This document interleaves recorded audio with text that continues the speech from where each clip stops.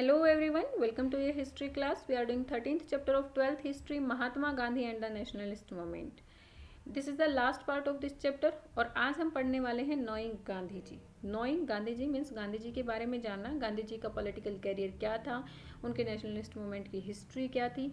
इन सब को जानने के लिए हमारे पास बहुत सारे सोर्सेज है, बहुत सारे सोर्सेज से हमें ये सब पता चलता है और इन्हीं सोर्सेज के हेल्प से हिस्टोरियंस ने उनकी हिस्ट्री को रिकन्स्ट्रक्ट किया है और इन्हीं सोर्सेज को हम इस पार्ट में डिस्कस करने वाले हैं। तो चलिए स्टार्ट करते हैं। पहला जो हमारे पास सोर्स है वो है public voice and the private scripts. Public voice यानी कि लोगों की आवाज़, लोग गांधी जी के बारे में क्या सोचते थे, क्या कहते थे, वो सारी चीज़ें, और उनके प्राइवेट स्क्रिप्ट्स जो थे यानी कि उनके जो प्राइवेट लेटर्स थे जो उन्होंने लोगों को लिखे या लोगों के द्वारा उनको लिखे गए थे, उन सब से भी हमें गांधी जी के बारे में बहुत कुछ पता चलता है। ये हमारे लिए एक इम्पॉर्टेंट सोर्स है क्योंकि उस टाइम पीरियड पर गांधी जी और उनके जो कंटेम्प्रेरीज थे, contemporaries means same time period, उनके जो कंटेम्प्रेरीज थे, जो दूसरे लीडर्स थे, उनकी जो राइटिंग्स और स्पीचेस हैं, उन सब से हमें गांधी जी के बारे में बहुत कुछ पता चलता है। इन राइटिंग्स और स्पीचेस में हम वो दोनों को ही, उनके जो एसोसिएट्स थे यानी कि उनके जो सहयोगी थे या फिर उनके जो पॉलिटिकल विरोधी थे, इन दोनों की ही राइटिंग और स्पीचेस को इंक्लूड कर रहे हैं। लेकिन जब भी हम इन लेटर्स को, इन राइटिंग्स को पढ़ते हैं तो हमें ये ध्यान में रखना होता है कि कौन से लेटर्स पब्लिक के लिए लिखे गए हैं और कौन से लेटर्स पब्लिक के लिए नहीं है।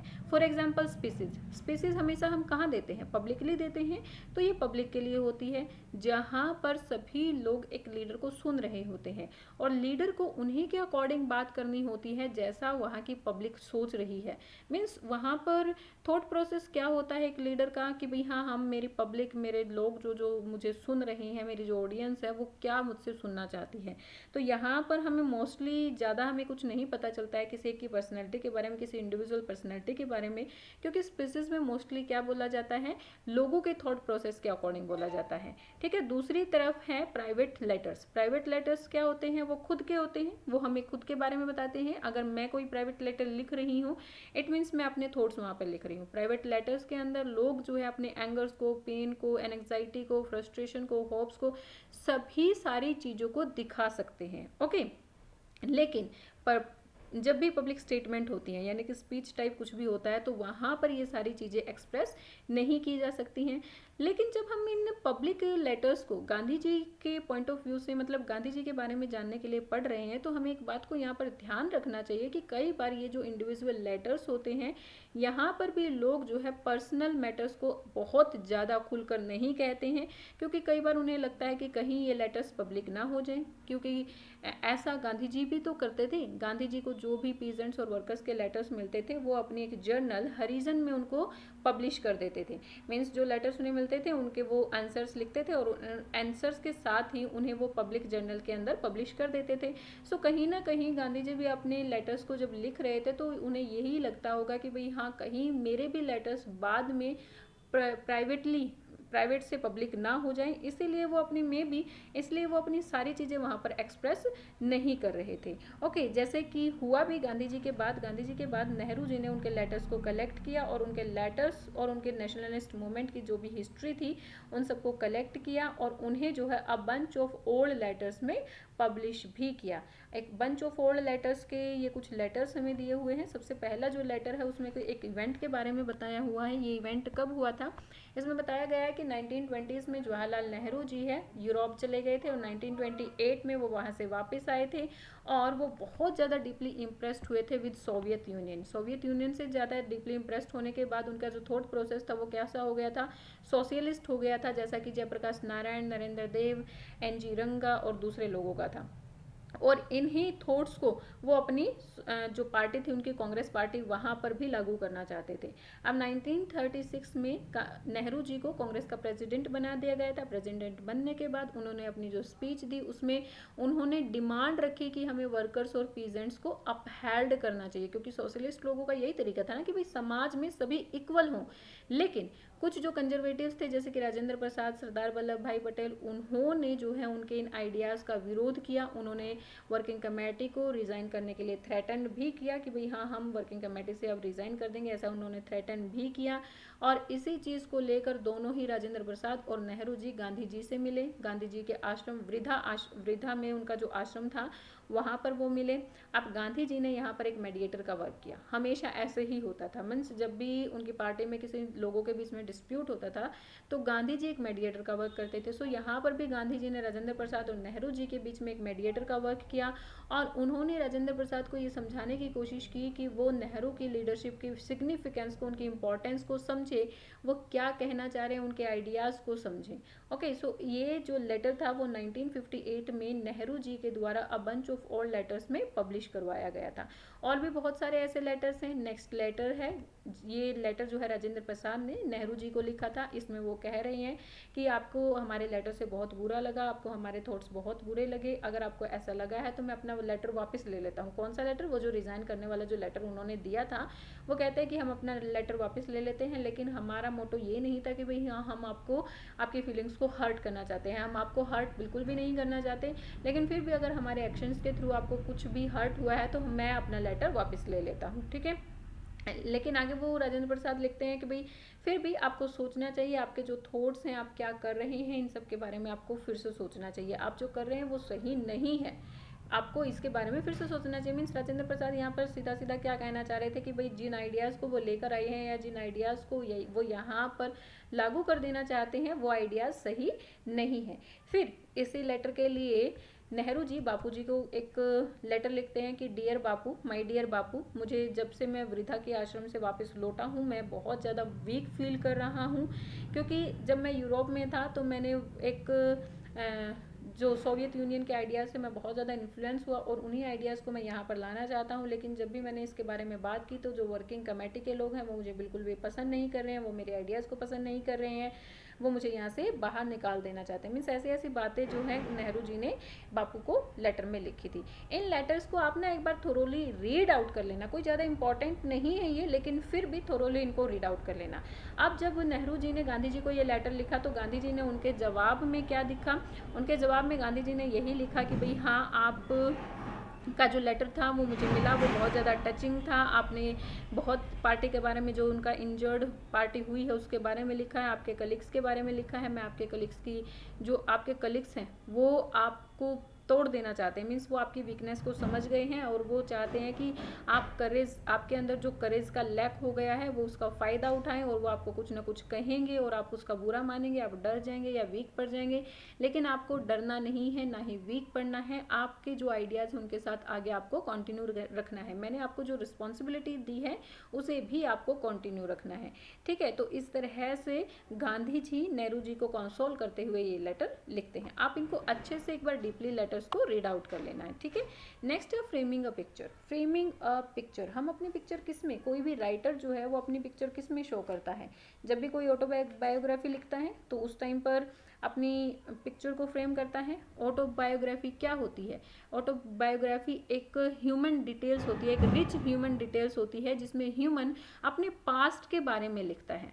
बट जब यहाँ पर हम ऑटोबायोग्राफीज को पढ़ रहे हैं तो इस टाइम पर भी हमें केयरफुल होना चाहिए, जब भी हम इसके बारे में डिस्कस कर रहे हैं या फिर किसी की ऑटोबायोग्राफी को पढ़कर हम उसके बारे में आइडियाज़ लगा लेते हैं, लेकिन हमें यहाँ पर केयरफुल होना चाहिए। हमें ये ध्यान में रखना चाहिए कि ऑटोबायोग्राफी में जब भी ये राइटर होता है तो वो उसकी मेमोरी के हिसाब से होती है, यानी कि जो चीज़ें उसको याद रही वो उसने अपनी बुक में लिख डाली हैं, लेकिन जो चीज़ें वो भूल गया है या फिर जानबूझकर कुछ ऐसी चीज़ें भी होती हैं जो ऑथर हमें नहीं बताना चाहता है, जो वो नहीं चाहता कि लोगों को पता चले, तो उन चीज़ों को भी हमें समझना चाहिए। हालांकि ऑटोबायोग्राफी किसी एक पर्सन के बारे में हमें बताती है, ऑटोबायोग्राफी अपनी एक your self, picture of your self, मतलब अपनी खुद की एक पिक्चर फ्रेम करने के जैसी ही होती है, लेकिन जब भी हम इन अकाउंट्स को पढ़ रहे होते हैं तो हमें ये ध्यान में ज़रूर रखना चाहिए कि कौन सी चीज़ें राइटर ने यहाँ पर नहीं बताई हैं और उनकी साइलेंस के पीछे रीज़न क्या है। साइलेंस इन द सेंस कि कौन सी चीज़ें वो नहीं बता रहा है, कि कौन सी चीज़, वो जो साइलेंस है उनके पीछे रीज़न क्या है, उस चीज़ को हमें ध्यान से समझना चाहिए और उस चीज़ को, उस एक्ट को, उस फैक्ट को हमें भूलना नहीं चाहिए। ठीक है, हालांकि ऑटोबायोग्राफी से हमें बहुत कुछ पता चलता है लेकिन बहुत कुछ पता भी नहीं चलता है, क्योंकि जो चीज़ें राइटर हमें बताना चाह रहा है हमें सिर्फ वही पता चलता है, जो नहीं बताना चाह रहा है वो हमें नहीं पता चलता है, यानी कि उसके लाइफ का कुछ ना कुछ पार्ट तो वहाँ पर मिसिंग होता है। और कई बार ये भी होता है कि भाई हाँ, राइटर लिखते टाइम उन चीज़ों को भूल जाता है, तो भूली हुई चीज़ें भी यहाँ पर नहीं मिलती हैं हमें। ओके, सो ये भी पूरी तरह से हमें किसी पर्सन की पर्सनैलिटी के बारे में नहीं बताता है। नेक्स्ट है through police eyes. Eyes, police की आइज़ के थ्रू हमें गांधी जी के बारे में कैसे पता चलता है, ये भी हमारे लिए एक वाइटल सोर्स है। गवर्नमेंट रिकॉर्ड्स जो हैं वो भी हमारे लिए एक वाइटल सोर्स है गांधी जी के बारे में पता लगाने के लिए, क्योंकि उस टाइम जो कॉलोनियल रूलर्स थे वो उन लोगों पर बहुत ध्यान रखते थे, अपनी कड़ी नज़रें रखते थे जो गवर्नमेंट के खिलाफ काम करते थे, जो क्रिटिकल ऑफ द गवर्नमेंट होते थे। ओके, जैसे कि ये जो लेटर्स और रिपोर्ट्स थे वो किसके द्वारा लिखे जाते थे, पुलिसमैन्स के द्वारा लिखे जाते थे। उस टाइम पर इनको सीक्रेट रखा जाता था, लेकिन आज हम इनको आर्चिव्स में अच्छी तरह से देख सकते हैं, मीन्स कोई भी इनको आज पढ़ सकता है। यहाँ पर एक रिपोर्ट लिखी हुई है होम डिपार्टमेंट की, जो कि फोर्थ नाइटली एक रिपोर्ट लिखी जाती थी। Fourth Knightley means 15 days, the time period of 15 days. ठीक है, फोर्थ नाइटली ये रिपोर्ट लिखी जाती थी। 20th सेंचुरी का टाइम था। ये रिपोर्ट्स जो है पुलिसमैन्स के द्वारा, जो लोकेलिटीज़ में जो भी पुलिसमैन्स होते थे उनके द्वारा अपने बड़े ऑफिसर्स को दी जाती थी। अब बड़े ऑफिसर्स इन इन्फॉर्मेशंस को ध्यान से पढ़ते थे, और ध्यान से पढ़ने के बाद वो उन्हें ऑब्जर्व करते थे और ये देखते थे कि कौन सी रिपोर्ट लिखी जानी चाहिए और कौन सी नहीं लिखी जानी चाहिए। सो जो रिपोर्ट्स उन्हें लगता था कि भाई हाँ रिपोर्ट्स में लिख दी जानी चाहिए, वो जो इवेंट्स जो भी कुछ घटनाएं होती थी भाई हाँ वो रिपोर्ट्स में लिख दी जानी चाहिए, तो वो ऐसा लिखते थे, अदरवाइज वो नहीं लिखते थे। ठीक है, अगर हम सेडिक्शन और रेबेलियन की बात करें, सेडिक्शन मीन्स राज विद्रोह और विद्रोह की अगर हम बात करें, तो इस टाइम पीरियड भी ये जो ऑफिशियल थे ये इस चीज़ का ध्यान रखते थे कि ये सारी रिपोर्ट्स लिखने के बाद हमारे ऊपर क्या इम्पैक्ट पड़ने वाला है या जनता के ऊपर क्या इम्पैक्ट पड़ने वाला है। जैसे कि अगर हम होम डिपार्टमेंट की सोल्ट सत्याग्रह की फोर्थ नाइटली रिपोर्ट को देखें तो उसके बारे में क्या लिखा हुआ। हालांकि एक ऐसा मूवमेंट जो बहुत बड़े स्केल पर चला, जैसा कि हमने पढ़ा भी था, लाखों लोगों ने इसमें पार्टिसिपेट किया था। नियर अबाउट 60,000 लोगों को जो है जेल में डाल दिया गया था। अब इतने लोगों को जब जेल में डाला था तो इट मीन्स ये बहुत बड़े स्केल पर चला था, लेकिन होम डिपार्टमेंट की रिपोर्ट में लिखा हुआ है कि ऐसा कोई मोमेंट नहीं था। मतलब ये कोई मोमेंट नहीं था, ये सिर्फ एक टाइप का षड्यंत्र था। गांधी जी कोई सॉल्ट लॉ नहीं तोड़ना चाहते थे, सिर्फ एक टाइप का षड्यंत्र कर रहे थे जिसमें वो लोगों को मोबिलाइज कर रहे थे, उन्हें इकट्ठा कर रहे थे और ब्रिटिश सरकार के खिलाफ भड़का रहे थे। सो पुलिस की जो रिपोर्ट है उनसे भी हम जो है क्लियरली ये सारी चीज़ें पता नहीं लगा सकते हैं कि भाई हाँ गांधी जी के जो मोमेंट्स थे वो किस स्केल पर चले और किस स्केल पर नहीं चले। क्योंकि सॉल्ट मोमेंट के बारे में अगर हम एग्जांपल लें तो गांधी जी ने इरविन को बता दिया था कि वो एक ऐसा मोमेंट चालू करने वाले हैं, ठीक है, सॉल्ट लॉ को चालू करने वाले हैं, लेकिन इरविन ने उसको बिल्कुल भी सीरियस नहीं लिया था, ना ही उसके खिलाफ कोई एक्शन किया था। लेकिन जैसे जैसे लोगों की भीड़ बढ़ी तो उन्होंने इसके खिलाफ एक्शन लेना भी शुरू किया था।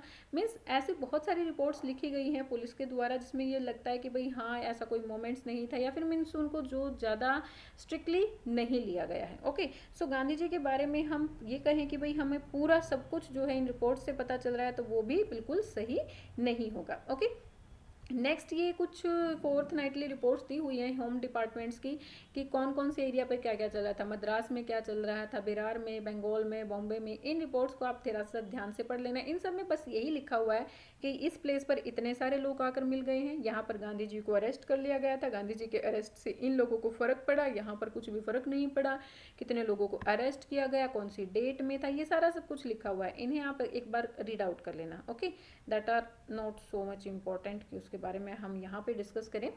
फ्रॉम न्यूज़पेपर, न्यूज़पेपर से हमें कैसे पता चलता है।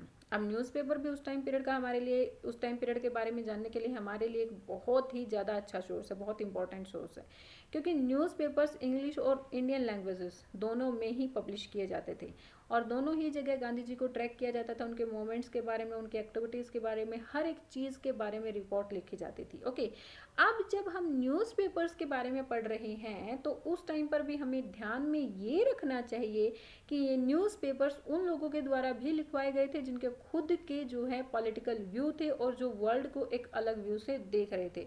सपोज मैंने अभी आपको पहले भी एग्जांपल दिया था कि आज की टुडे सिनेरियो अगर हम देखें, टू मेन पार्टीज हमारी कंट्री की देखें, तो क्या कांग्रेस जो है बीजेपी के फेवर में कोई रिपोर्ट लिखवाएगी या फिर बीजेपी कांग्रेस के फेवर में कोई रिपोर्ट लिखवाएगी? नहीं, वो एक दूसरे के ऑपोजिट तरीके से ही रिपोर्ट लिखवाएंगे।